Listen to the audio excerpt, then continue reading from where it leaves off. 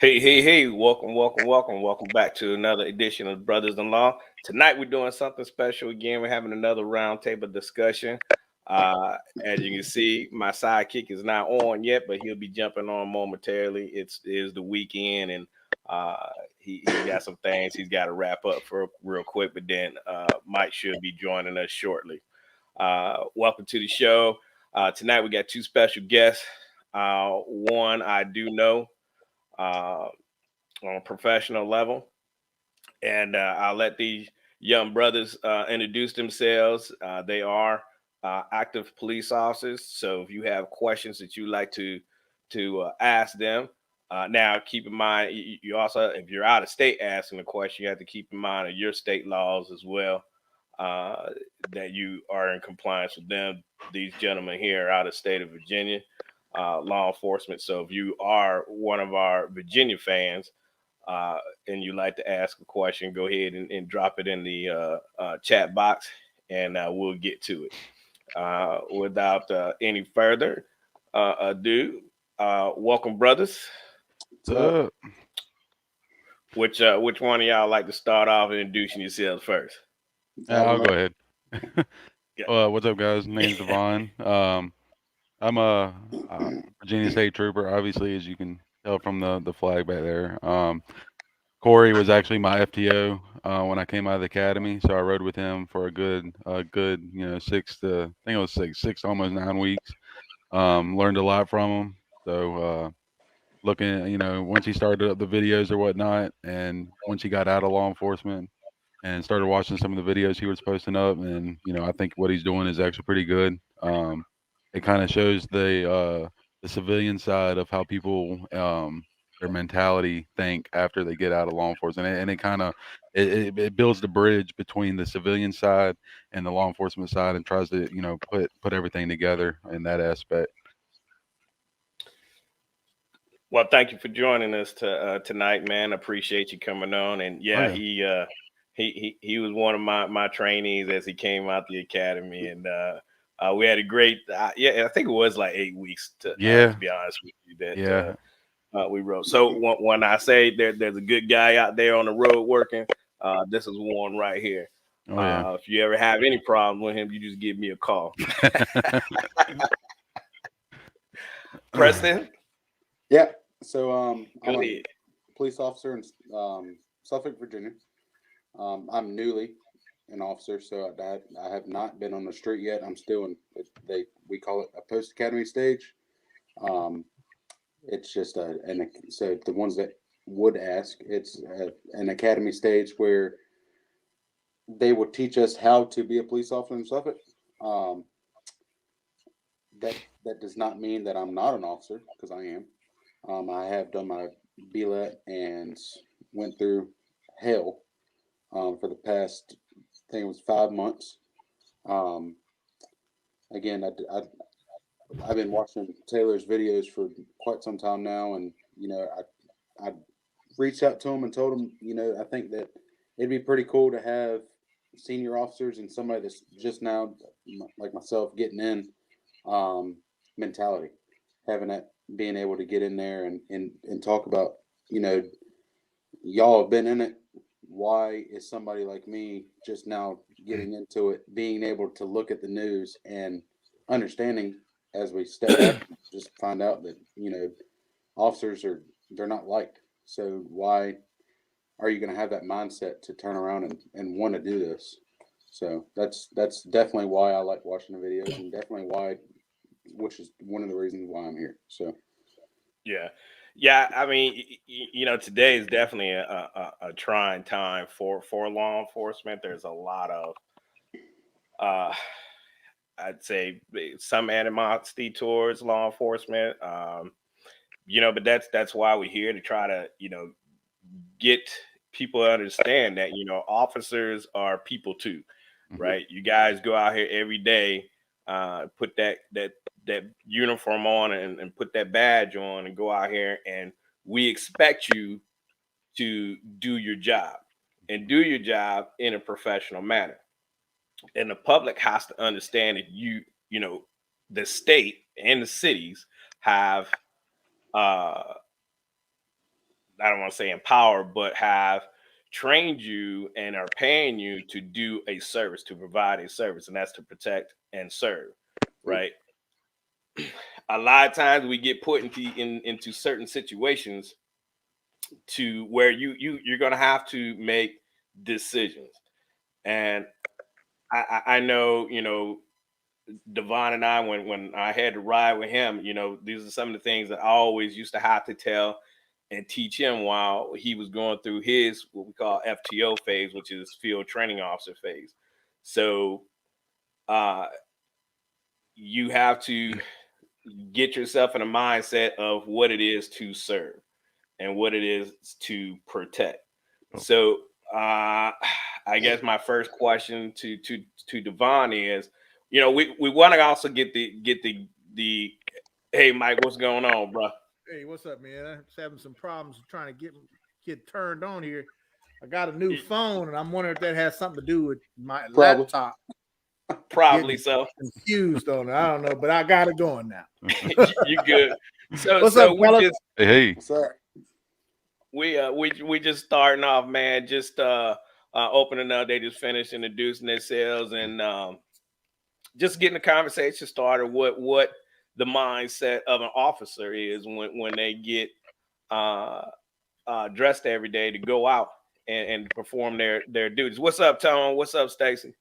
And that's the question. Is like, when you put that uniform before you go out your house, what's your mindset, fellas? Well, the number one for me was you want to make sure you go home safe. That's your number one mindset. Officer safety. Stay safe on them streets. We want everybody in that briefing room to go home at the end of the shift.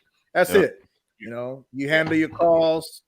You deal with all kinds of different people, and you just want to have some sort of peace of mind to focus and do what you have to do on the job so that you can safely go home. Yep. Yeah. When I mark on duty every single morning, I mean that's my main priority when I mark on is to make sure my ass comes home when I mark 42. So I mean I have a daughter, I have a wife, just like I have a family, just like everybody else in the world has a family. And that's my main priority is when I'm like I said when I mark 41, just make sure I mark 42. Whatever happens in between, it stays out on the street. I don't try to bring that stuff home to me. That I feel like if you bring it home, that causes more issues. So. And that's one thing that Corey taught me in FTO period. Try to leave it on the street. Don't bring it home because when you start bringing it home, it creates more issues than most people can bear. So yeah. So with that being said, you're saying you don't get up every day to put that uniform on to go gun somebody down? Oh no, definitely not. Definitely not. Wait. The media says that's what you do. Yeah, That's what you do.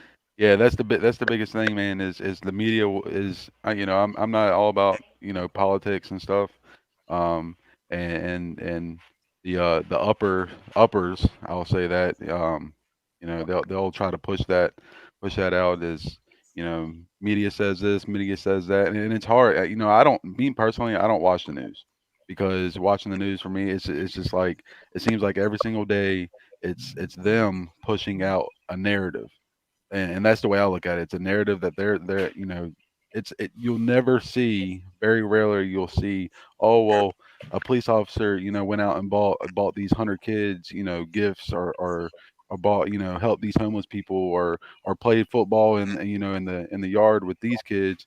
You'll always see a white police officer shoots black unarmed man or whatever it is. They'll always try to go to the left. They'll never look at to the right. And me personally, I think they need to start looking down the middle, and they need to see on both sides and show 100% honesty of both sides. Stop looking down the left. Let me ask you guys a couple of questions. Oh yeah. These are questions that I kind of want our viewers to understand what goes through the mind of a white police officer when they're on the street.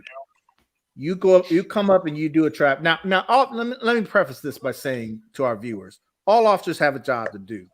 Let's pick traffic enforcement. Let's talk about traffic enforcement for you. That's one of many things that, as we know, officers, their main responsibility is to do. As a white police officer, you're out there doing your traffic enforcement and you making a traffic stop. You notice that the driver is black. Okay. What is some of the things that is going through your mind based on what's been going on in the media recently, based on all the tension and things like that with police that are going on in the media? I want our viewers to get a idea of what goes on in the mind of a white police officer who stops on a traffic stop, simple traffic stop, and the guy or gal happens to be black. What do you think? I'm gonna take this for a minute. Just Bradley, I know that you weren't in here, but like I told Taylor, I just started off, so I'm still in. It's called a post academy stage, so I'm not actually on the road yet. But I can tell you, I can express what I'm gonna do the first time. I'm gonna be scared because media has made it that way. They have made it to a point where you don't know what's going to happen. That person they could have just left church speeding just a little bit, and I'm the one that's going to pull them over. And the moment I see who I'm talking to, I'm going to get scared.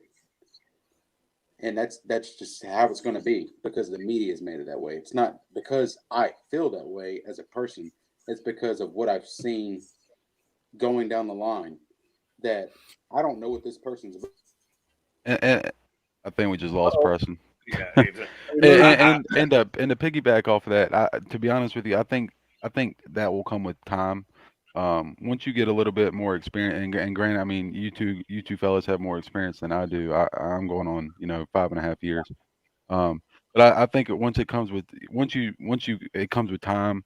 Like I said, I don't watch the media. I kind of zero that out. I don't even let my wife watch it because she's always and I mean it's always in the back of her head. If I'm gonna come home or it's that phone call that I'm gonna get that I don't want, and or my daughter's gonna find something out that's at school or something like that. I mean it's always at the back of somebody's mind. That's not gonna go away.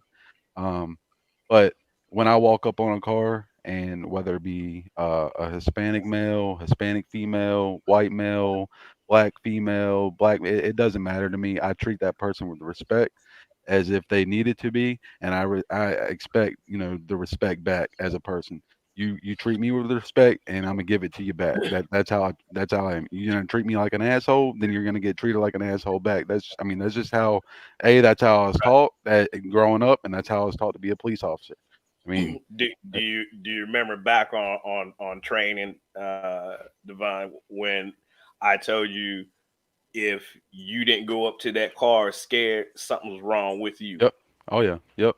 You're gonna have, yeah, yep. Exactly. Yep. You're gonna have that certain level of fear in you, and because that's what's gonna keep your head on a swivel. Yep. Right. It doesn't even matter what the color is of that person sitting in that driver's seat. Yep. Because until I and Mike and I have said this numerous times on our show, until I render that scene safe and I know that individual is not a threat to me, that little fear factor is going to be there. There we go. There we go. We got it. Yeah, there you go. Welcome back. Yeah. I agree with that. Like, I mean, up until that person drives off is when everything dies down. Until I start looking for other violations. Walking up on that car, just like you said, anything and everything can happen. But the second that you walk up on a car and you don't think for 1 second that passenger or even the driver can do something to you, that you're in, like, I mean, the second that you walk up there and you're not thinking about that's going through your mind, that they teach us complacency, and that's no good. Complacent officer is no good. That's a dead police officer. So. Hey, and P. Saw, you were saying a bit ago before you got cut off. You were talking about you have a fear when you stop. I wanted you to kind of elaborate on that a little bit. And again, I'm trying to ask you questions that I think our viewers would be, curious about. I want to know. So, when you say fear, can you explain exactly what kind of fear? What exactly would you be afraid of?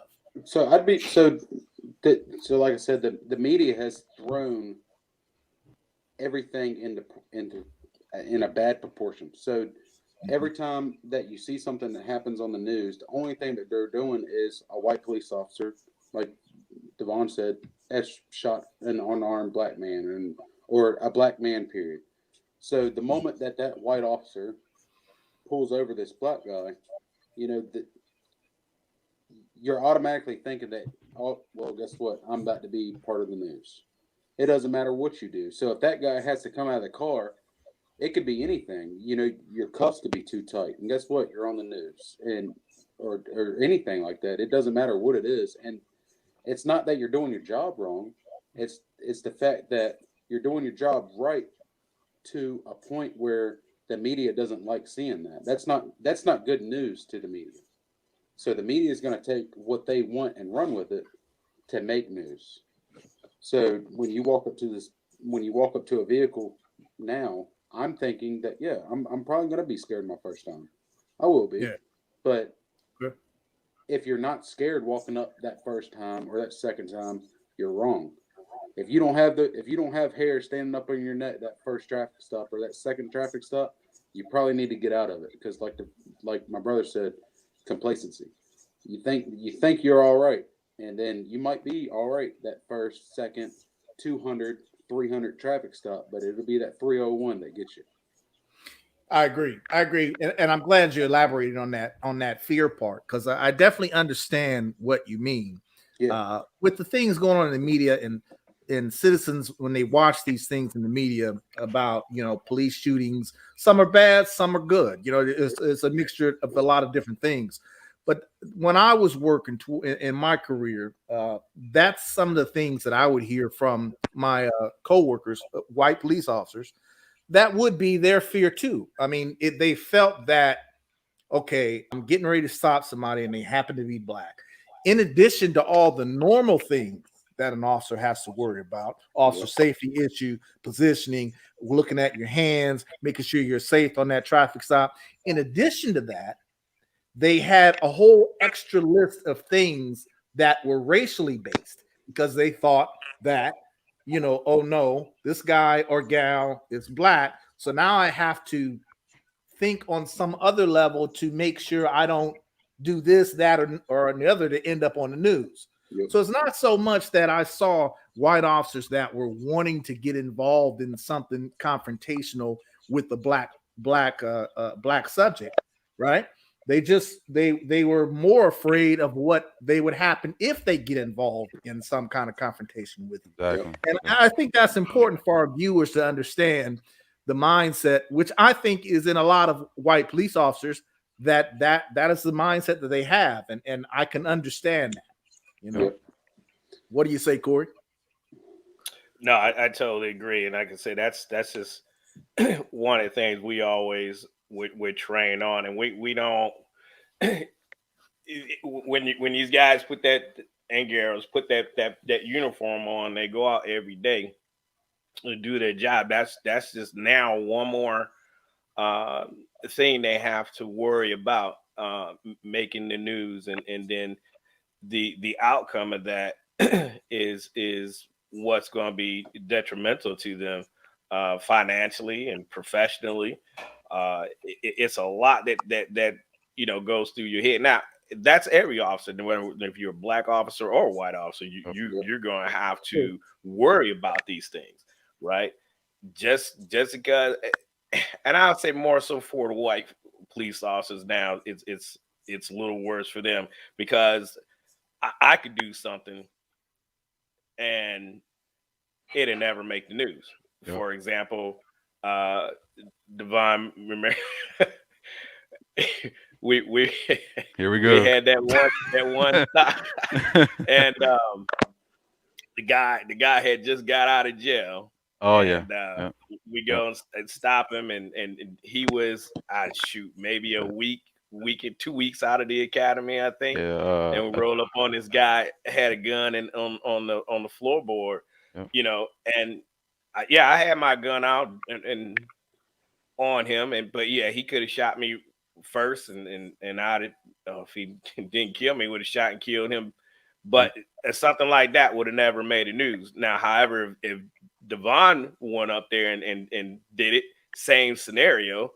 But he just in the position now of the law enforcement. He'd been on national news. Just imagine somebody driving by and seeing the black guy sitting in the car, a white police officer pointing the gun at him. I mean, they'll pull the phones out, start recording. Look, this white police officer has a gun pointing on this innocent black man. They don't know the backstory to that traffic stop to say. And I do remember that traffic stop, Corey, like it was yesterday actually. And I tell that story to people coming into the area, and I'm like, look, man, look. It was about 2 weeks into FTO, and it was only it was me running southbound 464 just before Freeman on the right shoulder. That car was in the left lane, got him going 79, and it was that one ticket. You said let's get one more before lunch, and it was that one more before lunch. Come on, Corey. Well, one before lunch is gonna get you, man. And he did. It did.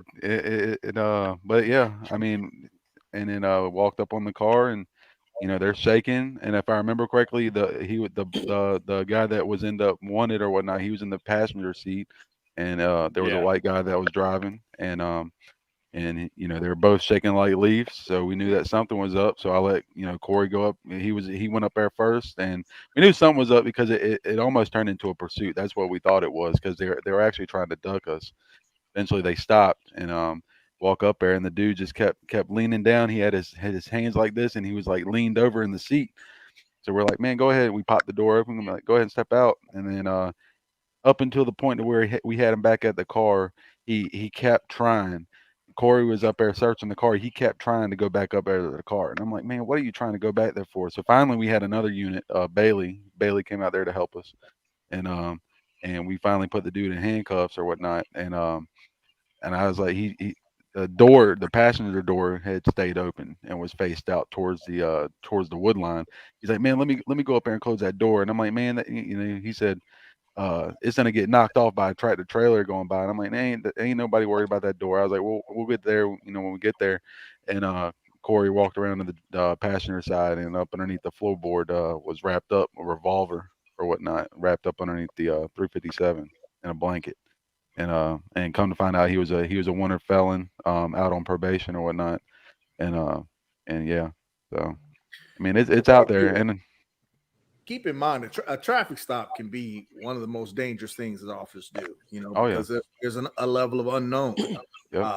You 90% of the time you don't even see the driver until you approach the window, and there they are. So a lot of our viewers don't understand a simple traffic stop. There's so many tactical things that officers do and think of when they are making just a simple traffic stop. I think most citizens look at a traffic stop as, oh, you just pull them over and you get out and go talk to the driver, and that's it, right?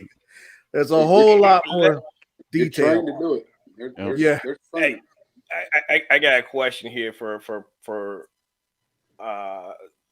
Preston or Devon, whichever one. Well, actually, for both of you guys, because if you're just joining us, Devon is with state, and Preston's with the city department here in Suffolk. What can you tell our viewers about what type of training you receive as far as escalation and de-escalation of force?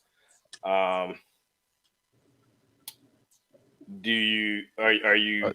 I'll let Preston go ahead. I mean, I'll piggyback off him. So I just got out of it, so yeah, it's probably best to go to me first. But hey, Frank. But yeah, that I think we went through maybe a week and a half of de-escalation training, just being able to have something this high and understanding what you're supposed to say to get it down here, and what not to say to get it down here. What tools are they giving you What does that training look like? So we've all heard it, that verbal judo. Yeah. Your mouth can get you in trouble more than your gun can. Mhm. So, Absolutely. so I mean, you don't ever. They've always told us, so if you have to use something on your belt, your mouth didn't work as hard as it should have been. I like that. And I there, like and that. there's some I things, like and that. there's some things that your mouth is, you might not be able to talk to somebody about it. You might have to literally, go down to your belt, and that's it. Yep. But you can talk to somebody and get them out of just about anything if you know how to talk to somebody. And communication is key. Yep. And if you don't know how to communicate to somebody, that's it. Especially during a traffic stop. I mean, a traffic stop should not. They think of people think as cops as robots. You're not a robot. So go to this person because it's person to person talking. Yeah, I get it. I have a badge on my chest. That's great. I'm going to talk to you just like I'm talking to a buddy of mine. Granted, at the end of this, you might be getting a piece of paper that in a week or two you're going to be back in the city, going to court for what you just did. But that's my job. Yep, and I know when in our training, and I'm pretty sure as all four of us sitting here, the use of force continuum, and they put it in as a triangle, and it goes up one way, and then guess what? The arrow comes right back down the other, and it does that. Just because you start at level 1 doesn't mean you have to start at level 1. You can start at the very top, which is deadly force. It doesn't matter. It's to the point to where just because your gun's out doesn't mean that you can put your gun. You don't have to put your gun away and use something else on your belt. It's the fact of, if they're, just got done shooting at you and then decide to, toss that gun away and then start running away from you, and then you get up on them and then you start, physically fighting with them. You have other things on your belt that you're able to use. So it's not just, and I would urge, the viewers to be able to, just Google use of force continuum, and you can see it comes up as a triangle or whatnot, and you'll be able to see what we're talking about. That's what we're taught. It's beat into you in the academy. You don't have a choice. You take that class, and it's a long class. And I'm out of the academy, and I'm still getting beat into my head. Use of force, use of force, use of force. Because, like Devon said, it gets to a point where you can start at level 3 where I've got my gun out ready to pull that trigger. But guess what? If you turn around and you run, I have no use of force no more because you're not a threat to me. If you're running away, you're not a threat. Granted, it could be a threat. You're turning around, you're still shooting at me, But if you're just running away, now my gun's going up and I'm chasing. Now it's got brought back to that, it went back right back down. So it gets to a point. You're like this. It's not an easy situation. Yeah. Your mind's constantly going. Right. Yeah, and that's the thing about use of force. I mean, it just starts at level 1 all the way up to 3 and 4 to deadly force, and then you get back down. Or it's very fluctual, and I'm glad you made that point. When a person turns their back from you and takes off running, that they're no longer a threat. And I think everybody has to get that. Really keep that in mind. That officers cannot shoot you in the back while you're running away. They're certain Generally, yeah. Right. Right. Yeah. So we do have a question there's here case from law. there's case law. We do have a question here for Mr. Anthony. So what's the jurisdictions between city and state? Them boys up there can tell you all that because yeah, they can. Let them take the state. Well, I'll just speak for Virginia here. So we don't have. We could have that right there. Oh yeah. The boys up there can have this. State police officers have no jurisdiction. Now we're assigned to a specific area, and you work that area. But however, if I get tasked to go to another city, en route to that particular city, for example, I'm here in Suffolk, Virginia, and they want me to go all the way up to Alexandria.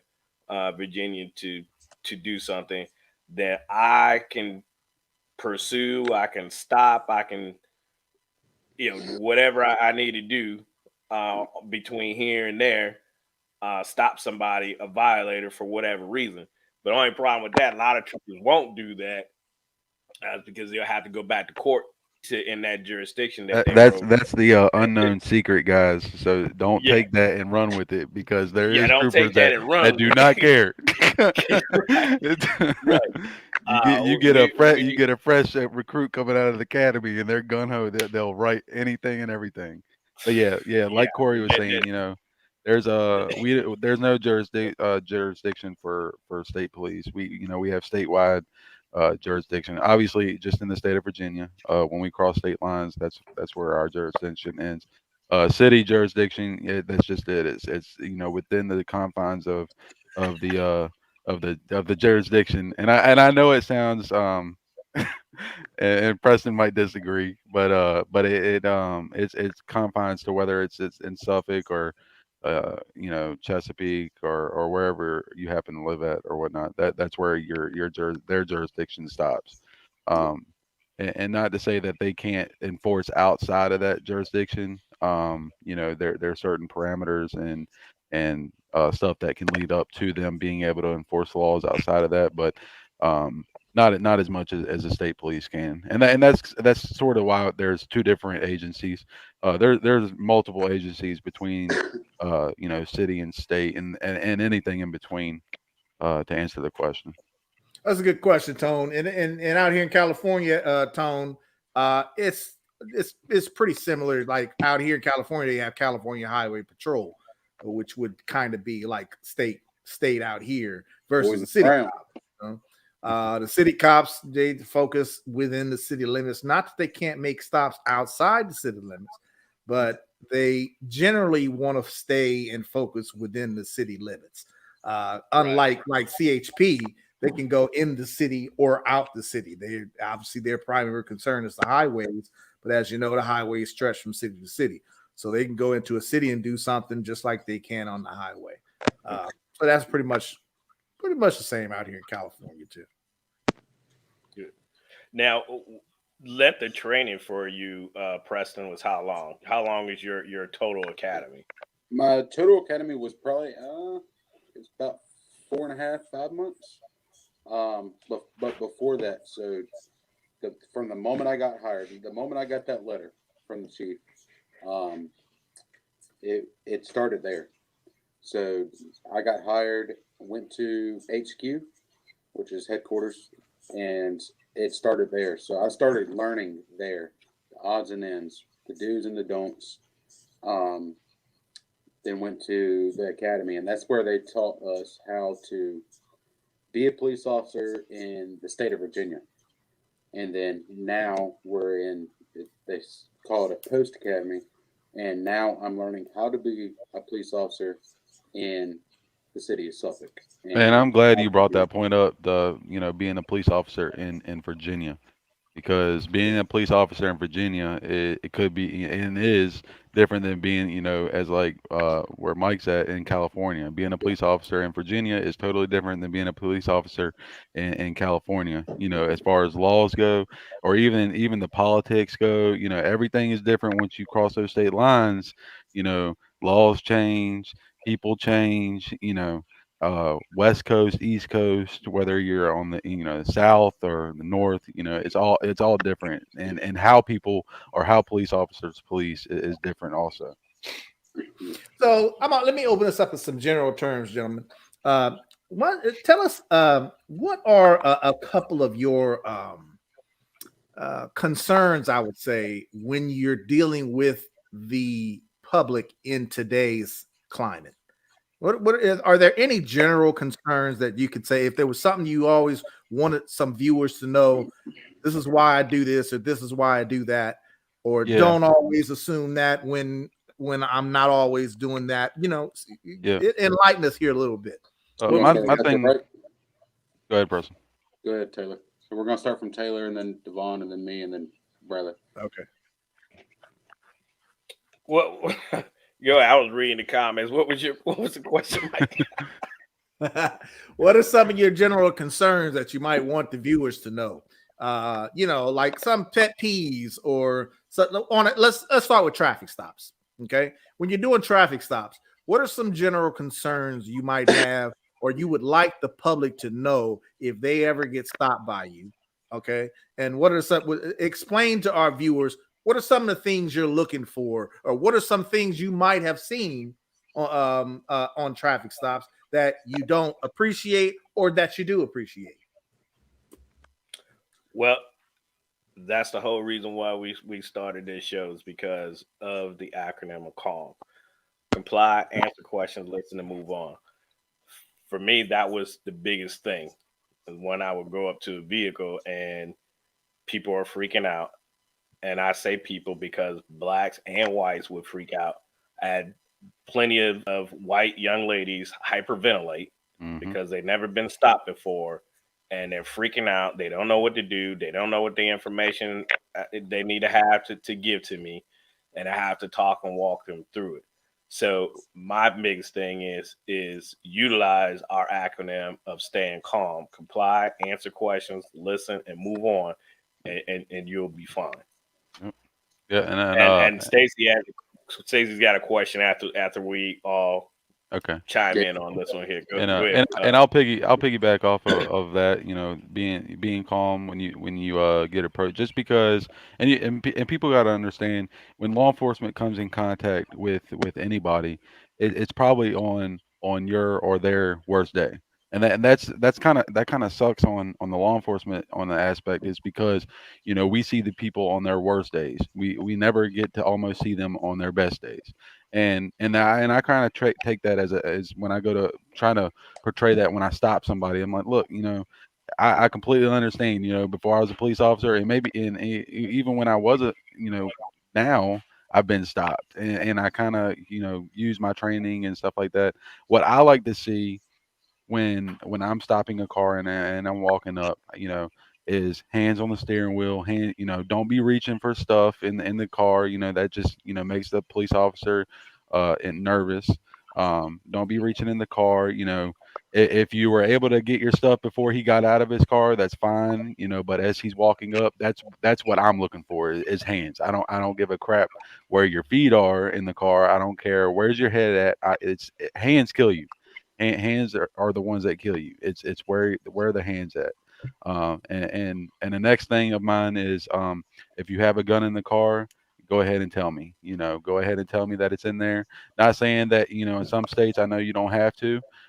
If you have a concealed carry, in some states you're not required to tell them that you have it or that it's in the car. And like I said, it's per state.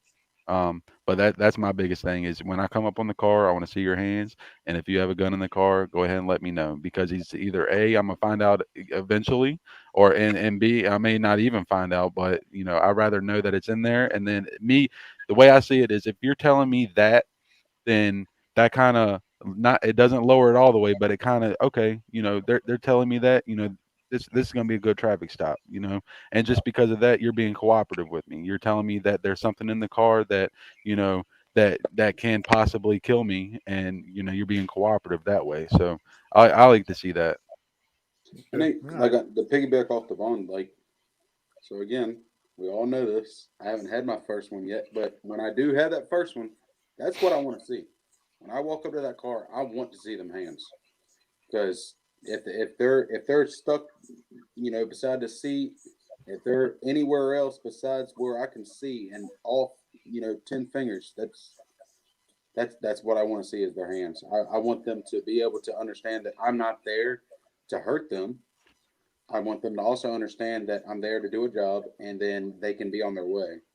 What happens in between that, that's up to Oh yeah. them at that point. Because at that point, you walking up, you already, I know I've seen a lot of questions on other forums that, you know, when does an officer know that they're going to give that person a ticket or when do they know? Well, I can tell you the moment you open that door, you know this person's getting a ticket. You know it. That's when you know. So that's so everyone that wants to know, that's the moment that my boot hits that concrete or that asphalt. you're getting a ticket or you're not. You're getting a warning. So stop all the worrying. Just sit there and understand that we're not there to hurt you. We're there to get our job over with. We want to return back to the car and go on to the next call or to that next, whatever we got going on after that. We want to come home. Violation. Yeah. Yep. Yeah. Yeah, that's great. Real quick, for our viewers, this is a great opportunity for our viewers to ask some questions. We got a 5-year veteran in the police department. We got a one that's training in the police department. We got a 26-year veteran from the police department. We got a 7-8-year veteran from the police department. This is your chance to ask these questions from a wide variety of individuals within the law enforcement community. And Stacy, I see your question down there. What made you want to join law enforcement? Preston, let's start with you. What made you want to join law enforcement? All right, so, how many times have I been? So, everyone knows how many times have I been asked this in between the last 4.5 months? Yeah. So, I've always been a part of public service. I was a firefighter before this. I was EMT before that. What made me want to join it? Whoa! Wait a minute! I've heard it. Other side of the spectrum. Yep. That's the other side of the spectrum. Now, how did that happen? Right? I've heard it. That's another question. Somebody else has got to ask that.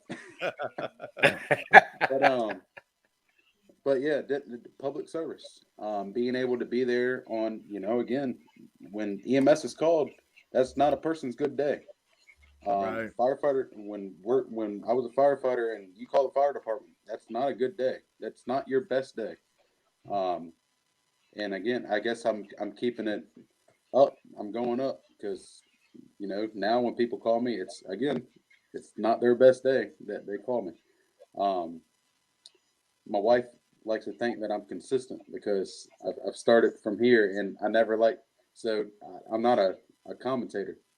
So, I mean, I like being able to interact with people. I like being able to see the diversity is definitely one of my biggest things. Being able to deal with something here and turning around and going to something different here. And that, I mean, me and Devon have been there too. He was in the EMS with me in the fire department as well. Going to one call and this call and that call, they were all different. You will never go to the same call. I don't care if you might go to a domestic and then turn around and go to domestic. But guess what? I guarantee it's different. It won't be the same call. So it keeping you on your toes. Facts. Yeah. Keeping you on your toes. Definitely, it keeps your heart racing. Keeps your mind right if you do it right. Keeping your eyes open. Definitely, being able to just to stay straight and love doing what you do.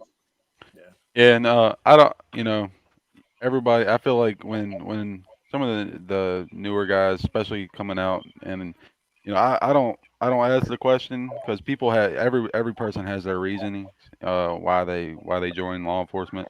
Some I feel like join it for personal reasons, and some grew up in a neighborhood or in a city that they just went to crap, and they were like, you know what, nah, I want to stay around here. I want to help build up the community. Me personally, and I don't know if Preston can venture off of this. It kind of relates to him too. And I remember talking to Corey about it when we were in FTO. So, my dad's been locked up for me and Preston are 26 years old now. He's been locked up since we were babies, and I've gone to me and Preston both have gone and seen him in prison, and I'm like, you know what? I was like, I definitely don't want to be where he's sitting at. I love my dad to death. I was like, but I definitely do not want to be where he's sitting at, and that's my reasoning is I feel like me being a police officer is even with all the bull crap that's going on in the world now, or even not just now but in the past, I would say past 5 years, I would say, and it broadens past that, and I would say that's my main reason why I joined law enforcement So is I Corey, didn't want to see myself behind bars. Okay. so Right. Corey, let me ask you a deep question real quick, and then y'all ask y'all's questions. Did you ever ask my brother when he's got in that car the first time during FTO, why are you here? Did I ask him that? Yep. I did. I ask you. I don't even remember if I did I or not. I don't know, and to be honest with you, I don't. I I think if honestly he don't even did, remember. I was so kind of like I don't know. It was me sitting in the car, and I'm like, I'm most of the time I'm driving like this because I know he's sitting in the passenger seat like this, looking over at me like, did you see that expired registration? Did you see that expired inspection sticker? And he's like, I'm like, ah. I can hear Corey saying that. Yeah, yeah, I can hear- and I got my ass chewed a few times for it, and I'm like, ah. So I would answer your question, Preston. Is I do honestly I don't know, and I don't know if you ever asked it. And I don't. but it would I can't remember. I can't remember. I honestly don't remember if I did or not. Yeah. I typically, it's like you said, Devon. It's everybody's personal reasoning, but I think you also have to understand and know that it's a calling. Yep. I don't think it's something that you just wake up, tomorrow morning and say, I'm going down here and I'm going to apply to be a police officer. It's not a You job. know, for me, it wasn't like that. But I do have a question, and I think Devon, you kind of was getting around to it. In lieu of everything that's going on now with the policing, how has your recruiting gone with your agencies, and would you recommend to young people now to join the police department? I'll say you'll get mixed answers. I'll tell you, like Corey was saying, it's a calling. If you've thought about it in the past, definitely, now I would say now is the best time to do it. Reason I say that is because you only see the bad things on the news, and I'll tell everybody, and I'll preach this until the day that I die is there's more good things that happen in my job, in my profession, than bad things. There's more better traffic stops than the worst traffic stops. I come up on, like I said, you see people at the worst times, and for somebody that you're coming up on and handling at their worst time, and it could be the worst day of their life, and you don't know it, but for them to be handling that and still treat you with respect, the way I see it is, yeah, you're getting a warning. The way I see it is, yeah, you're getting a warning on that. Like, and I don't know. I just it like I said, it's mixed answers, and you'll get it from everybody, and yeah. Well, I can tell you now that so yeah, I just got out, but I mean, even coming back to HQ, being full dress uniform, everything, I'm legit now. So being able to walk in HQ and look in the conference room where I used to sit, being a new hire, and seeing four fresh faces, that's four officers right there that are going right into the academy, turning around, and will be in my shoes, sometime around this time next year. It makes you feel good knowing that your agency is getting the word out there, getting having that officer presence, having that positive presence, being able to get people in there, get people to understand that officers aren't bad. We're all people too. Um, but sometimes things do go south, and you know even when you don't want them to, unfortunately it does happen that way. But it, like Devon was saying, that you know yeah, you will see somebody on their worst days, but that does not mean that's their absolute worst. You're there to make their worst day a better day. So if you can't do that, That's a then wisdom. somebody on that scene, I promise you, is going to make it happen. And if not, then you didn't do your job.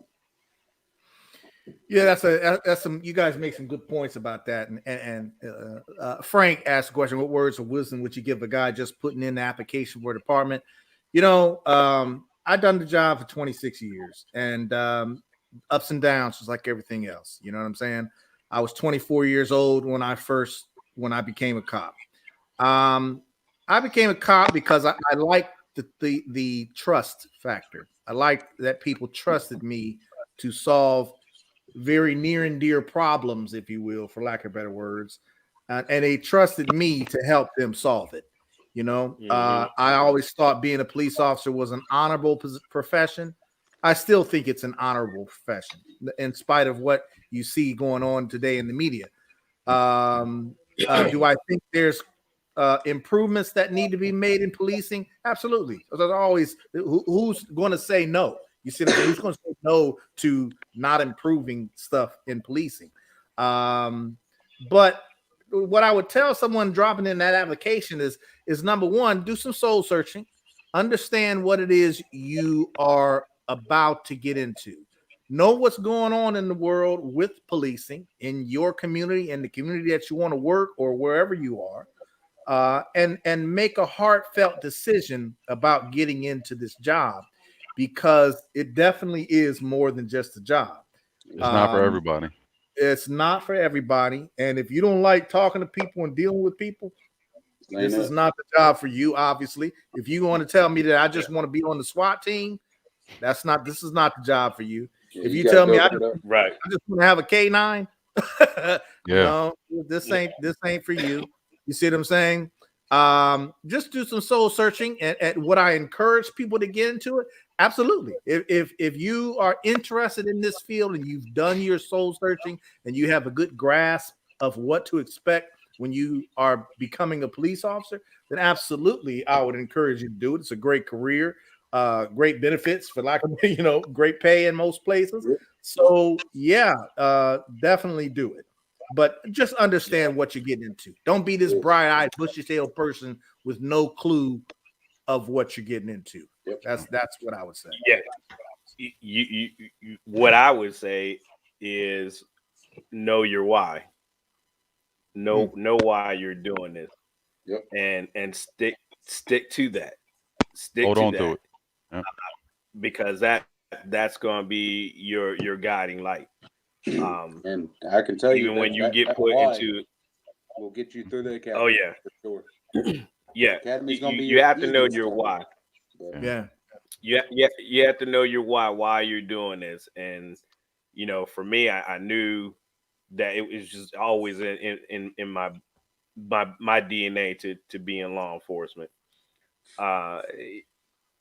It's something that I was passionate about. I always wanted to be that guy, right? Always doing the right thing, and that's number one. Knowing your why, and always do the right thing. Don't get into this profession if you can't do the right thing. You always have to do the right thing.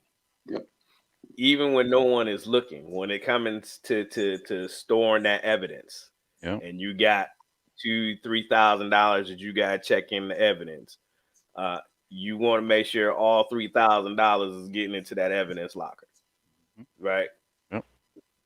You always want to do the right thing, even when no one is watching. So those are my two.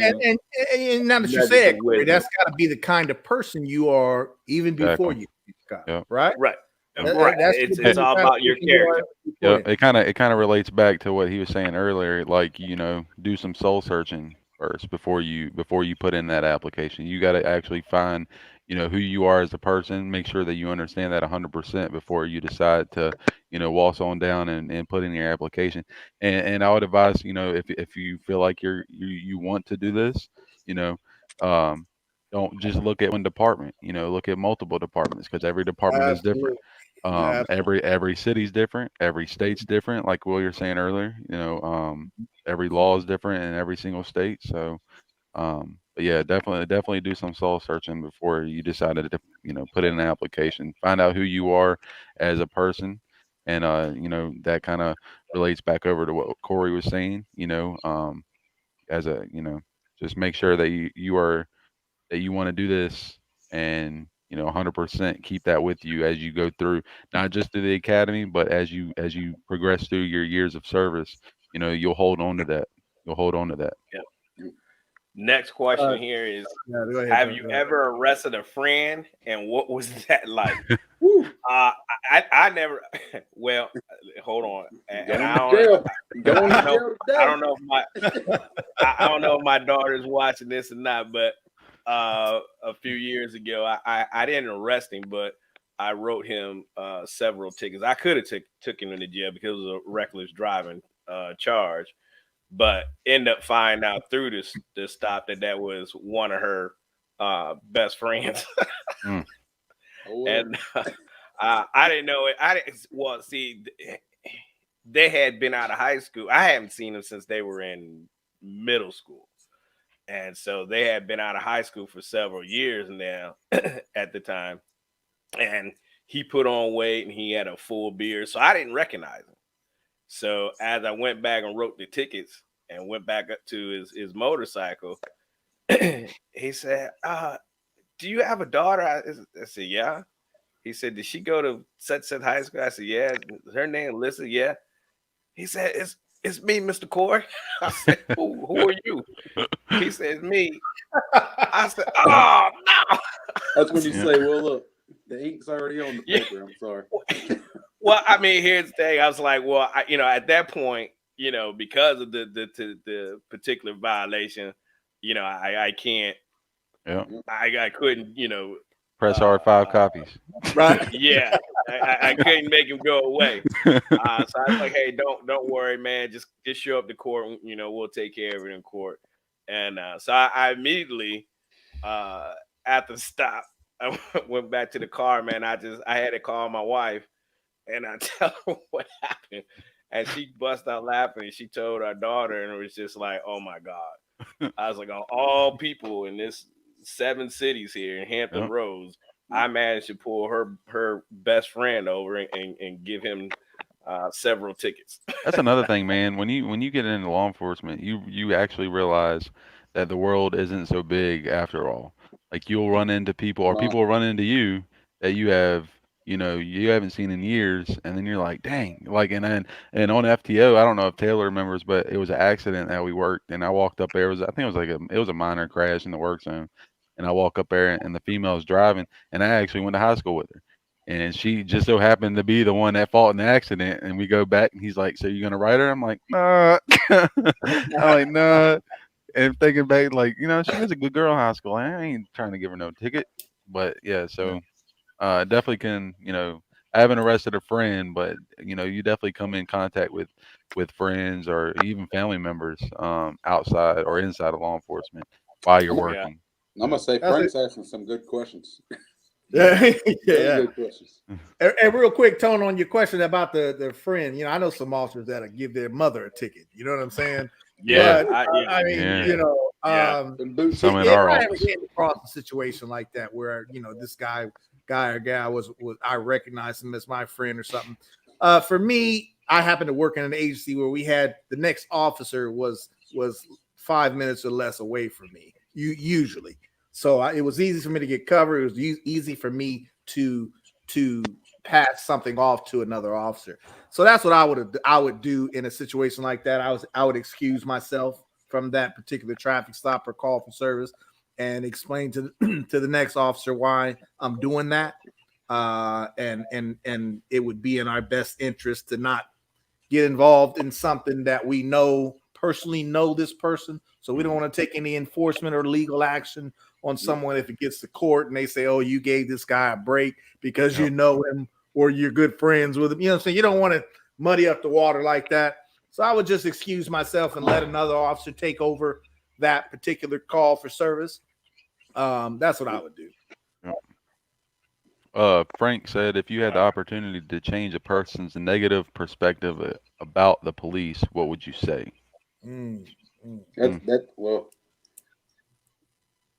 Everything. It's depending on how you think about the police.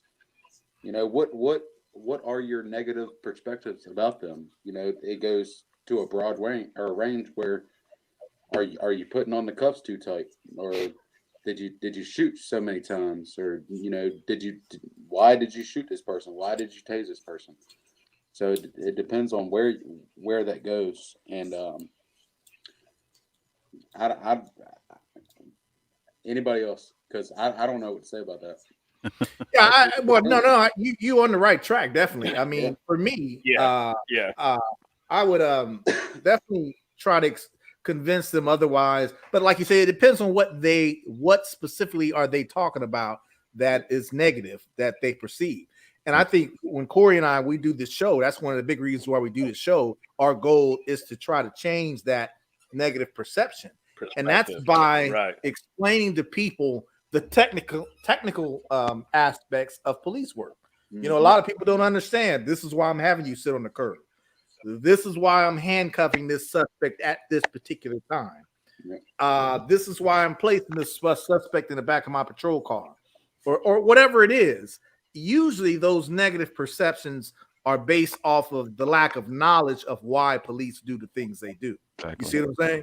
Yeah, and mainly it's through the social media outlets. Yeah, you know, absolutely. they're being, you know, every time you may wake up and look at you want to watch the news, but you see breaking news, and it's always something to do about the police, and you know that it's always that perspective that's the reason that person doesn't like law enforcement, and it just stems from that. So like what Mike was saying, you know, I try to find out the reason why they don't like law enforcement, and then try to look at it at their point of view. Also, you can't look at it at a one-sided street. It's always a two-way street. You know, there's a reason why somebody doesn't like law enforcement, or a particular police officer, or a department. So you got to figure out why that person doesn't like law enforcement, and then that you can start stemming from that. And I look at it as good training. So when somebody says, this is why I don't like law enforcement, I look back at it and say, you know what? Well, maybe this is something that I can change, and within myself. I can't go into the roll call room and say, hey, guess what, Bradley, this is what you're going to do today, and if you don't do it, I don't like you no more. But I can go into the roll call room knowing that somebody just told me over the weekend that this is why they don't like me, and this is why they don't like the badge that I wear, and the people that I work with. I can work on that. And it stems back, and it goes back to, if I start doing this and I start working on it, guess what? People are gonna, and within my coworkers are gonna start looking at it, and they're gonna say, you know what, Saul knows his shit. He can talk to somebody, and he can get to talking to that person, and they talk to him. Why can't they talk to me? Well, it's how you go about that. Yeah. Okay. Yeah. Good question, Frank. Really good question. Good question, Frank. Yeah, man. And like I say, as a good officer, we all know that there are negative perceptions about police work, about police officers. And sometimes you're going to run into people that no matter what you tell them, no matter what you explain to them, they're still going to have a negative perception of police. Yep. It's just, that's what they want to do. And okay, that's fine. But as an officer, just know, even with those people, I'm going to deal with you with the same amount of respect, same amount of professionalism as anybody else. Sorry, I can't change your perception. Hopefully you look at me and what I'm doing with you and use that as some example to maybe knock a dent in that negative perception of what you think. It's just how it is. It's just one of the uphill battles I see in police work, especially today. That's an uphill battle. You will always have to fight against that. Yep. All right. Well, I think we're gonna go ahead and wrap this up. We're just at a little over an hour right now, so we'll go ahead and wrap this up for tonight. Thank you both, Preston and Devon, for joining us and giving us your insight. Thanks for having us. We're definitely gonna have you guys back on here. Do some other stuff. Yeah, we definitely. So stand by. Stand by. Yeah, we'll definitely. Yeah, this definitely was a good conversation. We had to get it on a regular schedule on Thursday nights. Yeah. But again, we'll have to work it out with you guys' schedule. We know you're busy, so I didn't say it in the beginning, but thank you both for your service. Please be safe out there, and always keep your head on a swivel. Yeah, and That's I'll say right. thank you guys for y'all service. Like I said, you know, it's the people before us that paved the road for us to even come behind them, Yeah. and then you know we pick up everything that like Much you know appreciated. Corey taught me a lot, and I'm still using some of the things he taught me today, and you know I'm teaching other people that come out of the academy some of the Some stuff of that the he taught things. me. Yeah, Some of the so things.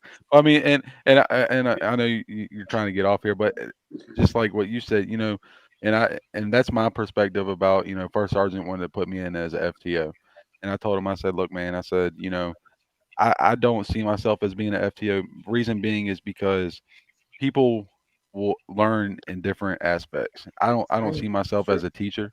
I'm more of a as a show type person. You know, I'm not the person that goes out and says, you know, look, follow me.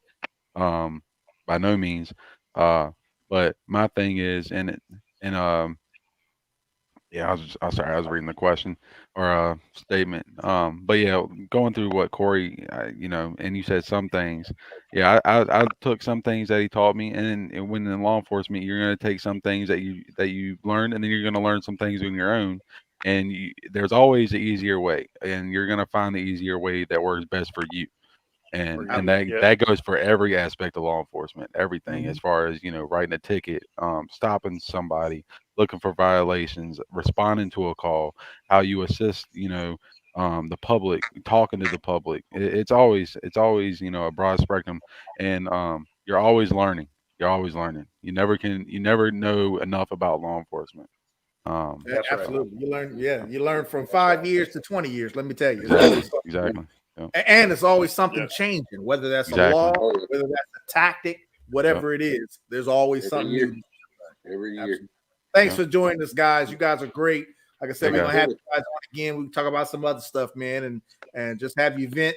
And it's good for viewers to see just what's Yeah. in the mind of officers to see what's going on. What are they thinking? Yep. You see what I'm Yep. saying?